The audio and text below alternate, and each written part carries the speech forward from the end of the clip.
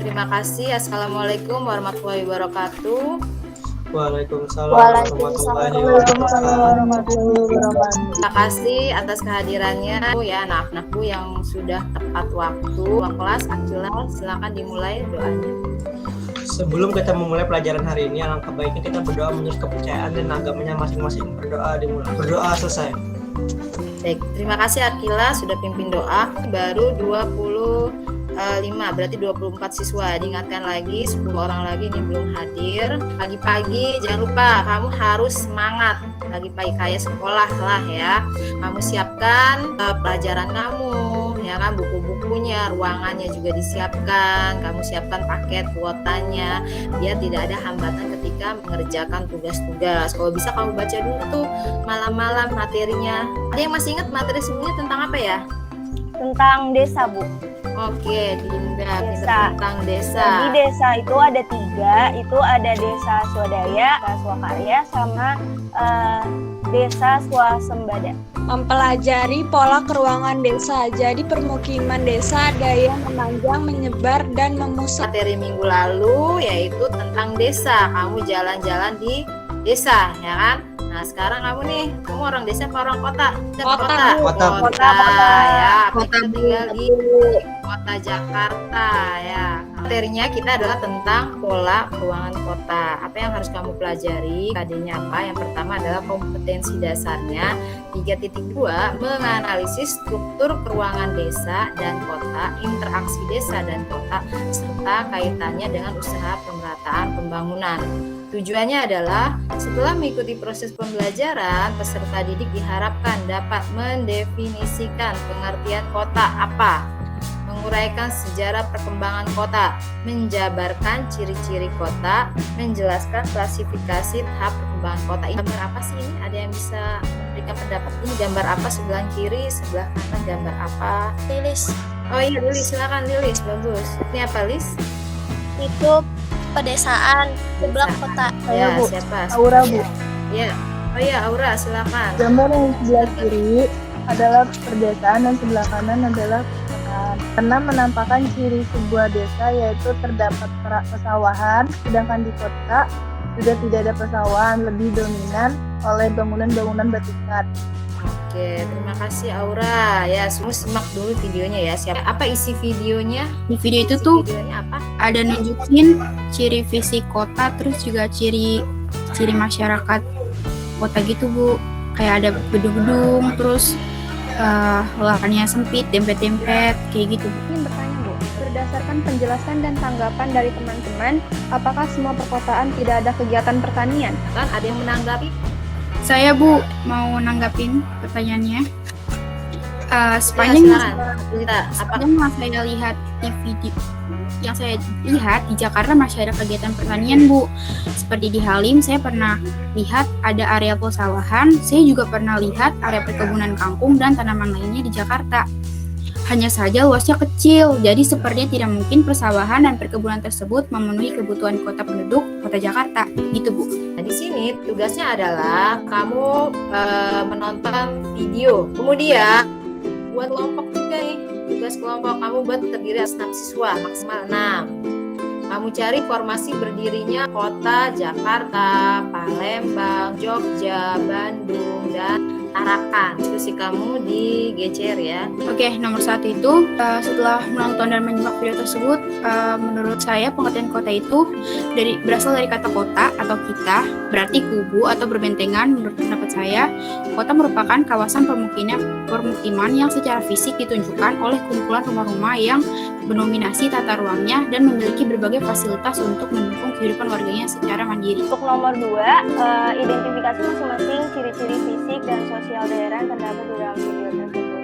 Jadi ciri-ciri kota itu memiliki daerah terbuka yang digunakan sebagai open space atau paru-paru kota, memiliki gedung pemerintah, memiliki gedung perkantoran, hiburan, memiliki sarana olahraga, memiliki kompleks hunian untuk masyarakat ekonomi rendah, sedang, dan elit. Kalau untuk ciri sosialnya itu, masyarakat bersifat individualistis, mata pencaharian non-agraris, cara kehidupannya bersifat spesifik atau hubungan kekerabatan jula ekuder, terjadi kesenjangan sosial antara penduduk kelas bawah dan penduduk kelas atas, dan terakhir itu pandangan hidup lebih rasional. Untuk nomor 3, itu kota New York dan kota Tokyo merupakan contoh dari kota megapolis. Mengapa kedua kota tersebut termasuk kota megapolis? Jadi kita pengertian megapolis itu wilayah yang terdiri dari beberapa metropolis yang berdekatan sehingga menjadi satu wilayah perkotaan yang besar dengan total gabungan penduduk yang lebih dari 10 juta jiwa. Jadi New York itu merupakan ibu kota Amerika Serikat, kota terpadat di Amerika, perkiraannya itu 23 juta jiwa tahun 2009, luas lahan 790 km persegi. New York memberi pengaruh terhadap perdagangan, keuangan, media hukum, budaya, seni, mode dunia. Wall Street merupakan rumah untuk bursa saham terbesar di dunia, pusat hubungan internasional yang penting. Terdapat universitas kelas dunia, Universitas Columbia, dan Universitas New York. Untuk Tokyo, ibu kotanya itu Jepang, serta daerah terpadat di Jepang. Pusat politik, ekonomi, budaya, dan akademis di Jepang, serta tempat tinggal Kaisar Jepang dan kursi pemerintah negara sekaligus merupakan pusat bisnis serta finansial utama untuk seluruh Asia Timur. Merupakan salah satu dari 3 pusat keuangan dunia bersama dengan New York dan London.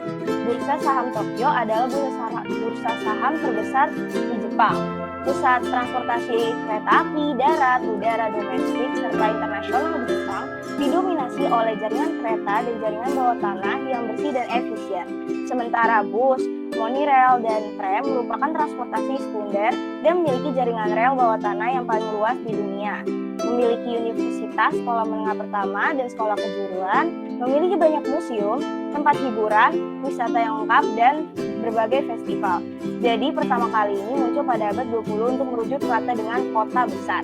Penduduk kota di sana pun juga selalu bertambah, maka dari itu New York dan Tokyo itu merupakan kota besar di mana kota-kota yang berukuran besar tersebut saling berdekatan antara satu sama lain dengan kota-kota lain yang ada di sana juga bisa dikerap disebut dengan megacities atau megapolis.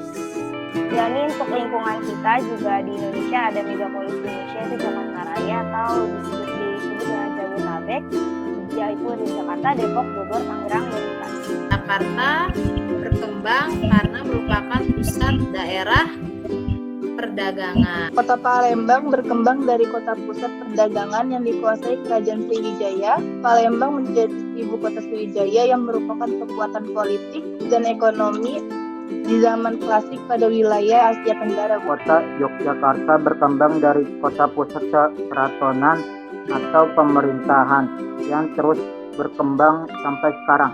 Kota Bandung berkembang dari kota perkebunan sejak zaman penjajahan karena tanah yang subur dan suhu yang mendukung untuk kegiatan perkebunan.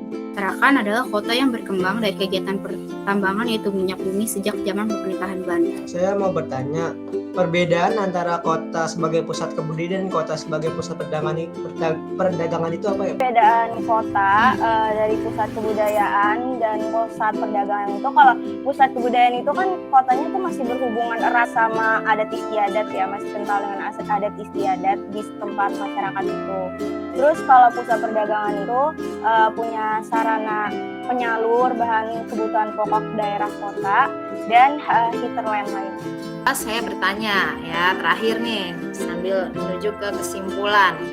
Kira-kira apa sih yang menyebabkan kota itu menjadi kota mati? Ada sebab kayak misalnya kayak jalanannya retak kayak bukan kayak Bencana kayak itu ya. Kayak Oh iya. Ya, bencana ya. Contohnya betul kata Lilis, karena ada bencana tsunami di Aceh. Di Banda Aceh dulu kan itu kan ibu kota tuh. Ibu kota provinsi. Ketika terjadi tsunami, aktivitas berhenti, banyak orang mati ya. Jadi menurut Lilis betul. Jadi salah satunya karena bencana alam. Bu, saya mau nyoba jawab. Penyebab kota mati itu kayak misalnya di situ tuh ada peperangan gitu Bu, terus juga bisa penyebabnya kayak gempa bumi ataupun ada kehabisan sumber daya alam. Misalnya di tempat itu udah kehabisan sumber daya alam, jadi mereka itu semuanya itu pindah untuk mencari ke tempat yang ada sumber daya alam yang dibutuhin gitu di penduduk kota itu. Makasih Aprilita ya, katanya bencana alam, sumber daya alam yang kurang ya. Cuman kalau untuk sumber daya alam seperti di Jakarta, kita lihat kan Jakarta nggak punya sumber daya alam ya. Tapi dari mana dia dapat? Dari desa. Nah, jadi contohnya nih saya ceritakan kenapa kota itu mati tadi karena bencana, betul. Satu lagi kalau kamu baca cerita itu tentang kota yang ada di Rusia, tahu? Rusia. Yang gas beracun ya, Bu? Iya pinter ya Lilis. Nah dulu itu kan kota kan. Nah kalau kamu suka pernah nonton yaitu di situ ada kota Chernobyl, namanya Chernobyl, yaitu kota yang berhenti aktivitasnya karena adanya ledakan bom atom nuklir. Jadi karena dia meledak atom nuklirnya menyebabkan ya radiasinya itu mengganggu kehidupan manusia, menyebabkan penyakit kanker, sehingga saya pernah baca, jadi pernah nonton di video YouTube, menyebabkan anak-anak kecil dan orang tua dewasa itu terkena kanker. Pokoknya genetiknya berubah, kakinya jadi membesar atau matanya jadi berubah, tingkat kesuburan laki-laki dan perempuan menjadi berkurang, dan sebagai akibatnya daerah tersebut diisolasi, tidak boleh ditinggali. Pengertian kota sudah paham? Sudah, Bu. Ya, oke. Untuk terakhir kali kesimpulan, siapa yang memberikan kesimpulan? Silahkan Yogi, suaranya keras, nggak kedengeran. Kesimpulan yang bisa kita petik dari pembelajaran hari ini yaitu kita sebagai pelajar dapat mengetahui definisi kota menurut para ahli dan menurut peraturan kementerian serta pengertian kota secara bahasa.